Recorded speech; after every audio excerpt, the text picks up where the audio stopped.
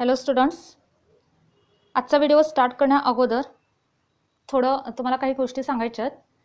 तर पहिली गोष्ट अशी की जो तुम्हाला आता वेळ मिळाला आहे त्याचा जास्तीत जास्त चांगला उपयोग करून घ्या.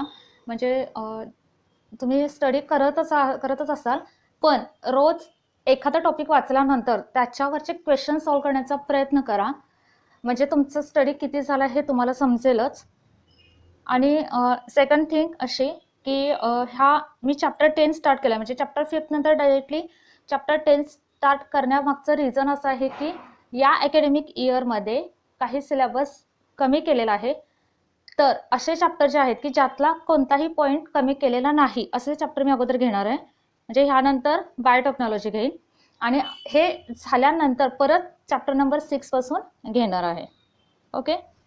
आणि अजून एक की डेली काही क्वेश्चन्स सॉल्व करण्याचा एक रुटीनच तुमचं ठेवा की रोज 10 क्वेश्चन 20 क्वेश्चन हे तुम्ही सॉल्व केले पाहिजेत. जस्ट स्टडी करून झाला असं नाही, तर तो पॉईंट जो तुमचा झाला असेल त्यावरचे थोडे मिनिमम तरी क्वेश्चन तुम्ही सॉल्व करण्याचा प्रयत्न करा. ओके.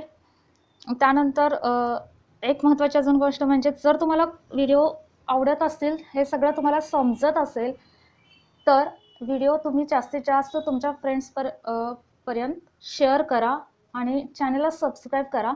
जास्तीत जास्त मुलांपर्यंत हे व्हिडिओ पोहोचावेत, ज्यामुळे त्याचा फायदा सर्वांनाच होईल. ओके. तर सुरू करूयात chapter number 10, human health and diseases part 2. आजचे आपले टॉपिक आहे स्ट्रक्चर ऑफ अँटीबॉडी आणि ABO blood groups. First, structure of antibody. Antibodies are glycoproteins which are highly specific to specific antigen and also known as immunoglobulins. आता आपण last व्हिडिओमध्ये बघितलं की antibodies काय, तर ते प्रोटेक्टिव्ह केमिकल सिक्रेट करतात. ओके. आणि हे काय तर ग्लायकोप्रोटीन आहेत आणि स्पेसिफिक म्हणजे काय, त्या अँटीजनला तो अँटीबॉडीज असं त्यांचं काय असणार आहे, तर एक ठरलेलं आहे की ह्या अँटीजनसाठी ही अँटीबॉडी असणार आहे. तर ह्या म्हणून याला काय म्हटलं गेलं आहे, specific. Okay. So antibodies produced by B lymphocytes at rapid rate. म्हणजे अँटीबॉडीज कोण तयार करतात, तर बी लिम्फोसाइट. जसं आपण लास्ट व्हिडिओमध्ये बघितलं की टी लिम्फोसाइट्स आणि बी लिम्फोसाइट्स. आणि याचं प्रोडक्शन हे खूप रॅपिड रेटला असतं, खूप फास्ट होत असतं, म्हणजे about 2000 molecules per second. Then structure of antibody. Antibody is Y shape. तर त्याचे डायग्राम पण साईड बाय साईड बघूयात की याचा शेप कसा आहे, वाय शेप आहे. Then Y shape molecule made up of 4 polypeptide chain held together by disulphide bonds. आता हे जे काय यांच्यामध्ये हा जो शेप आहे वाय शेप आहे, पण ह्यामध्ये ज्या काही 2 चेन आहेत ह्या डायसल्फाइड बॉन्डनं जोडल्या गेलेल्या आहेत. Okay. Then 2 heavy chains and 2 light chains.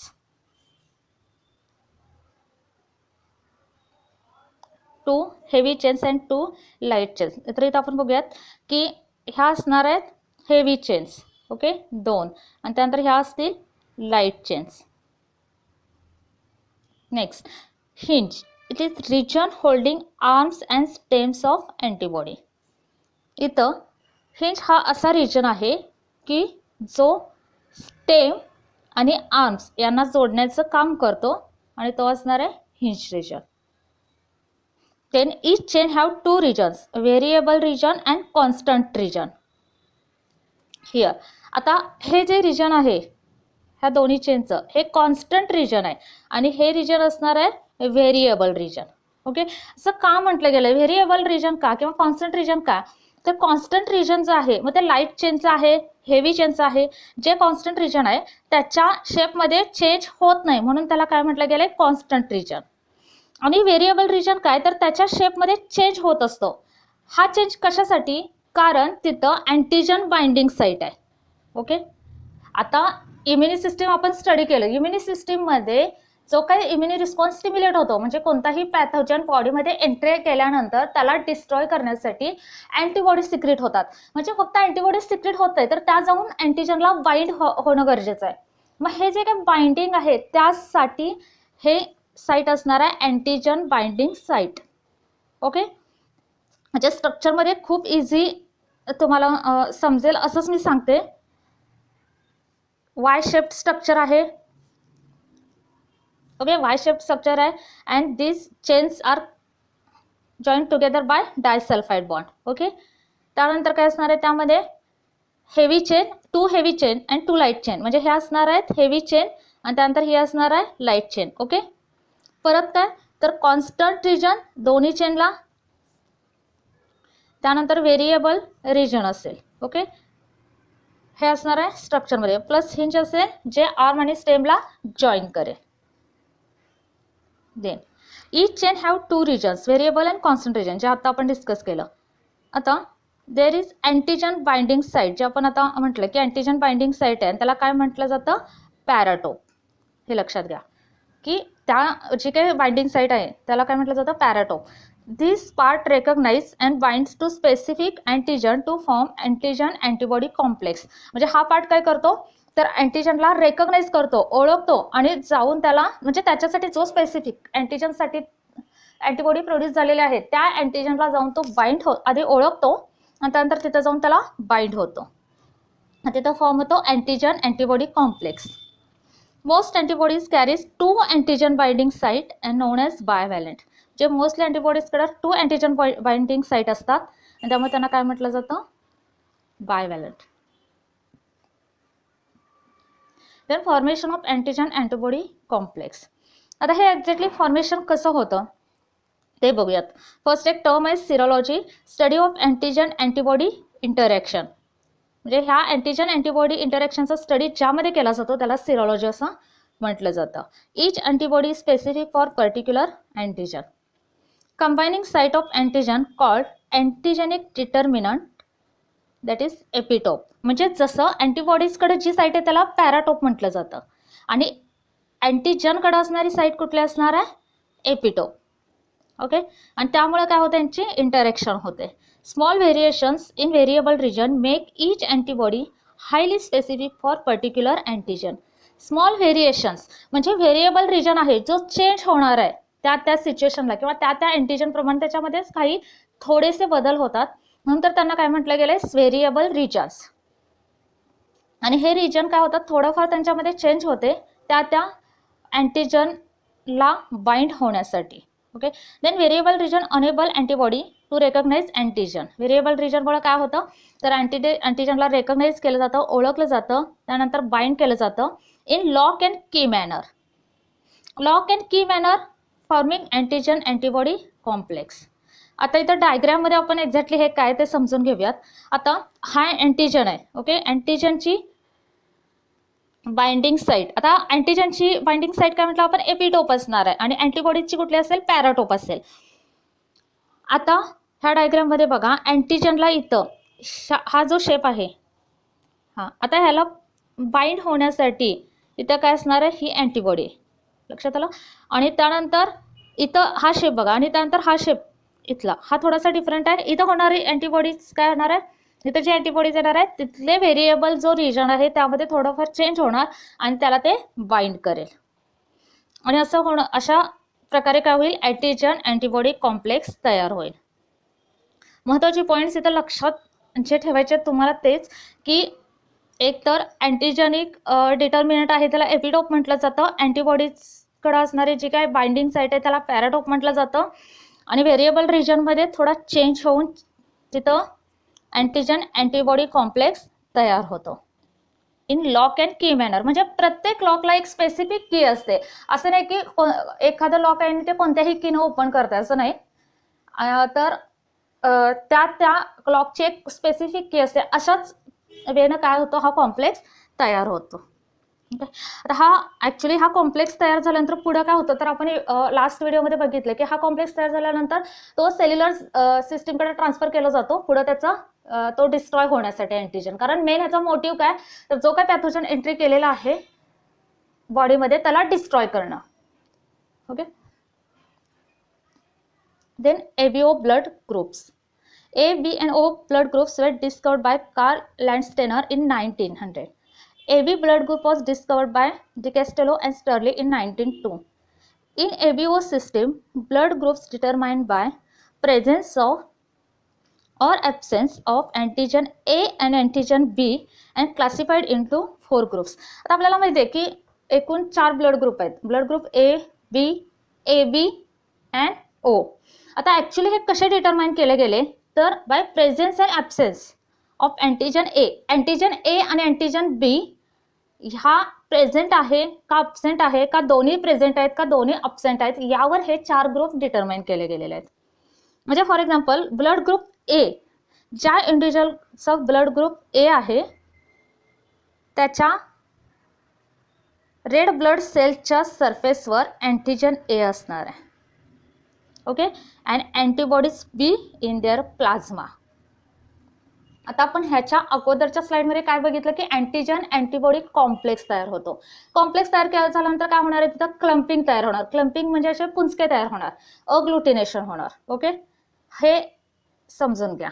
आता इथं काय सांगितलंय की ज्या पर्सनचा ब्लड ग्रुप ए असेल त्याच्या रेड ब्लड सेल्सच्या सरफेसवर म्हणजे आरबीसीच्या सरफेसवर अँटीजन ए असणार आहे, पण त्याच्या प्लाझ्मामध्ये अँटीबॉडीज बी असेल. आता मग एक लक्षात घ्या की अँटीजन ए आहे आणि अँटीबॉडी बी आहे, मग त्यांचा कॉम्प्लेक्स तयार होईल का? नाही होणार, म्हणजे तिथं अग्लुटिनेशन होणार नाही. नेक्स्ट ब्लड ग्रुप बी. आता ब्लड ग्रुप बी, ज्या इंडिव्हिज्युअलचा ब्लड ग्रुप बी असेल ऑब्विसली त्याच्याकडे अँटीजन बी असणार आहे आणि अँटीबॉडी ए असणार आहे. ओके, म्हणजे तिथं काय असेल antigen be on the surface of RBCs and antibodies A in their plasma. आणि हे समजून घ्या, एकदा समजले की तुम्हाला हे परत परत रीड करायची सुद्धा आवश्यकता नाही आहे. Then blood group A B. Individual with blood group AB have both antigen A and B on the surface of their RBCs. आता इथं अँटीजन ए पण आहे आणि अँटीजन बी पण आहे, मग इथं अँटीबॉडीज दोन्हीही नाहीत. No antibodies in their plasma. Then blood group O. Individual with blood group O lack both antigen A and antigen B. Antigen A आणि बी त्याच्या आरबीसीच्या सरफेसवर नाही आहेत. So it's then presence of both antibodies A and B. आता इथं antibodies आहेत पण antigen नाही आहेत, त्यामुळे इथं काय अग्लुटिनेशन होणार नाही. ए बी मध्ये सुद्धा अँटीजन आहे पण अँटीबॉडीजच नाही आहेत.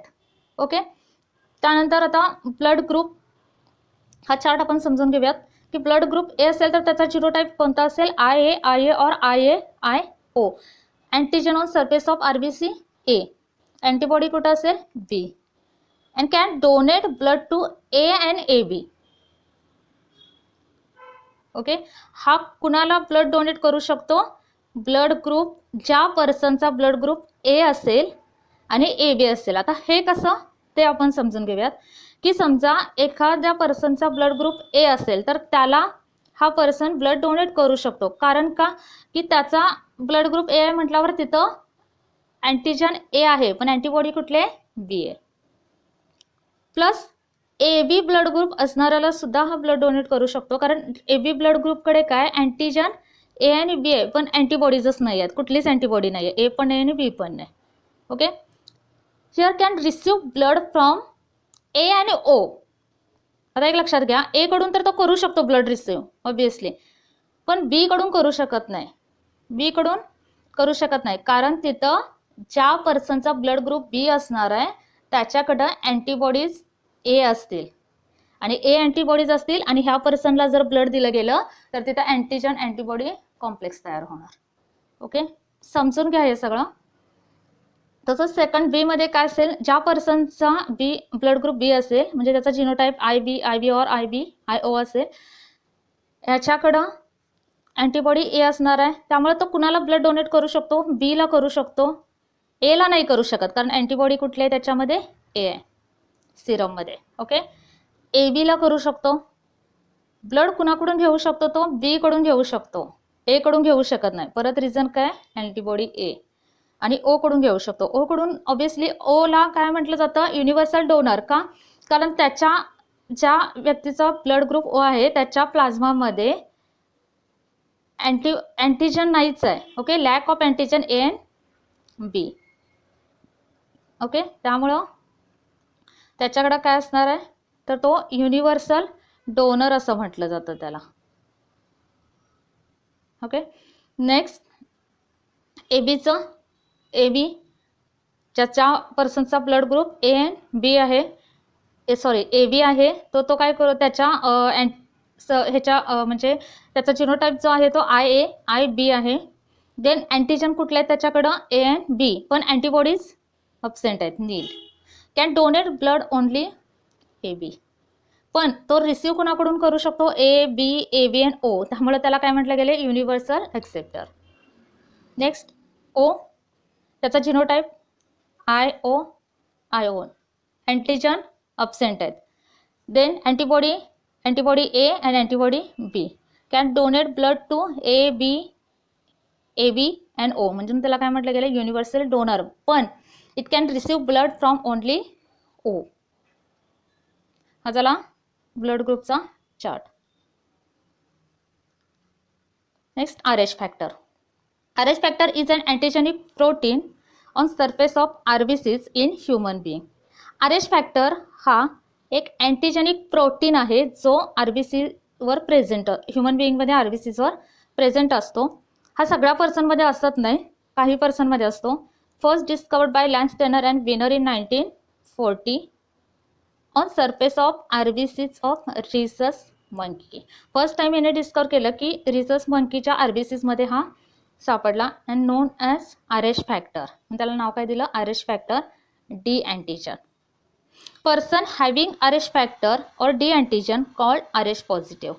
म्हणजे ज्या पर्सनकडं RH फॅक्टर आहे, म्हणजे ज्या पर्सनच्या RBCवर okay surface of RBC presence of RH factor known as RH positive, and those lacking of D antigen or RH factor known as RH negative.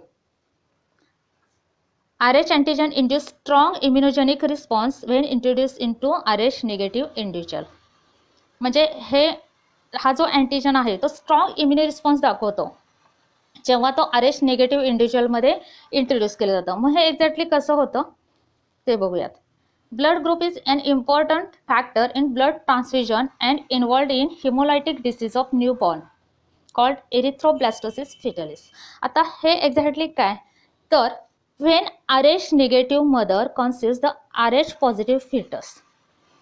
जर मदर RH निगेटिव्ह असेल आणि त्याच्यामध्ये जे काय फिटस आहे ते RH पॉझिटिव्ह असेल, okay, the RH positive RBCs from fetus may enters mother circulatory system during child birth. म्हणजे चाइल्डची बर्थ होण्याच्या वेळेस जर फिटसचं ब्लड जे कसं आहे RH पॉझिटिव्ह ते एंटर करू शकतं मदरच्या सर्क्युलेटरी सिस्टीममध्ये, पण मदरची सर्क्युलेटरी सिस्टीममध्ये एंटर करतं म्हणजेच मदरचं ब्लड कसं आहे RH निगेटिव्ह आहे आणि फिटसचं कसं आहे RH पॉझिटिव्ह आहे. So causing her to produce anti-RH antibodies. इथं काय होणार की मदरच्या सर्क्युलेटरी सिस्टीममध्ये RH पॉझिटिव्ह ब्लड जे फिटस आहे ते एंट्री केल्यामुळं तिथं अँटीबॉडीज प्रोड्यूस होणार, anti-RH antibodies. As a result RH positive foetus will be expose to anti-RH antibodies. त्यामुळे काय होऊ शकतं की हा फिटस परत त्या अँटीबॉडीजला फेस करू शकतो. म्हणजे परत फिटसमध्ये काय होऊ शकतं तर त्या ज्या अँटीबॉडीज प्रोड्यूस झालेल्या आहेत त्या एंट्री करू शकतात ज्या मदरच्या इम्युनि सिस्टीमनं तयार केल्या, ओके. आणि it results in HDN that is hemolytic disease of newborn. म्हणजेच काय तर ज्या काही इरिथ्रोसाइट्स आहेत RBCs आहेत त्या डिस्ट्रॉय होतात, त्याचं डिस्ट्रक्शन होतं. आणि to prevent this RH negative mother injected with anti-RH antibody during all pregnancies carrying RH positive fetus. म्हणजे जेव्हा त्या जी काही मदर म्हणजे RH निगेटिव्ह मदर असेल तर त्याच्यामध्ये anti-RH अँटीबॉडी इंजेक्ट केल्या जातात ड्युरिंग प्रेग्नन्सीज. म्हणजे हे फिटस हा त्यातला इरिथ्रोब्लास्टोसिस फिटलिस यापासून प्रोटेक्ट करण्यासाठी प्रिव्हेंट करण्यासाठी अँटी-डी हे जे आहे अँटीबॉडीज आहेत त्या इंजेक्ट केल्या जातात. ओके. जर व्हिडिओ तुम्हाला आवडला असेल तर जास्तीत जास्त शेअर कराच. आणि ह्यातलं काही तुम्हाला कुठला पॉईंट जर समजला नसेल तर तो कमेंट सेक्शनमध्ये सांगा. आणि हा व्हिडिओ तुम्ही नोट्स त्याच्या प्रिपेअर करा. ॲज इट इज तुम्ही लिहून काढा. आणि परत एकदा सांगते की वेळ मिळालाच आहे तर त्याचा जास्तीत जास्त उपयोग करून घ्या. तुमची काळजी घ्या, घरच्यांची काळजी घ्या. Okay, thank you for watching.